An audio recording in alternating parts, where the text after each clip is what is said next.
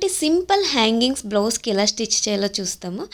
Already ఇది stitched అయ్యిండే బ్లౌజ్కి ఈ ಥರ హ్యాంగింగ్స్ని ఈజీగా స్టిచ్ చేసుకోవచ్చు ఇంట్లోనే.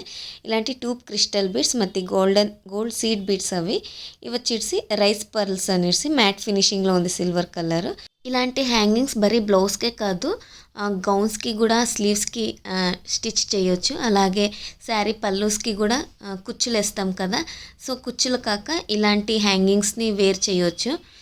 ప్రీవియస్ వీడియోస్లో అంతా ఈ బ్లౌజ్కి డిజైన్ చేసినాను కదా, అప్లిక్ వర్క్ విత్ పర్ల్స్ థీమ్లో చేసినాను. ఆ డిఐవై వీడియోను పోస్ట్ చేసినాను, చెక్ చేసుకోండి.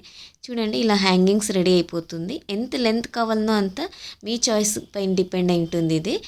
మళ్ళీ నేను ఇక్కడ స్టెప్ వైజ్ స్టిచ్ చేసినాను. మీరు కావాలంటే అన్నీ ఒకే ఈక్వల్గాను లెంత్ తీసుకోవచ్చు. నేనైతే ఇక్కడ స్టెప్ వైజ్ ఉంది. ఇలాంటి హ్యాంగింగ్స్కి బరీ ఈ బీడ్సే కాక క్రిస్టల్స్ని కూడా యూస్ చేసుకోవచ్చు. చాలామంది ఏం చేసింటాము, కొన్ని ప్లెయిన్ బ్లౌజెస్ ఉంది అది ఓల్డ్గా కానిస్తూ ఉంది ఇప్పుడు అని అది అలాగే వేస్ట్గా పడేసింటాము. సో అలాంటి బ్లౌజెస్కి ఈ ಥರ హ్యాంగింగ్స్ వేసుకుంటే ఓల్డ్ బ్లౌజెస్కి న్యూ లుక్ ఇచ్చినట్లు ఉంటుంది, చాలా గ్రాండ్గాను కానిస్తుంది. చూడండి స్టిచ్ చేసిన తర్వాత ఇలా కానిస్తుంది. బ్లౌజ్కి అయితే ఎంత రిచ్గా ఉంది కదా.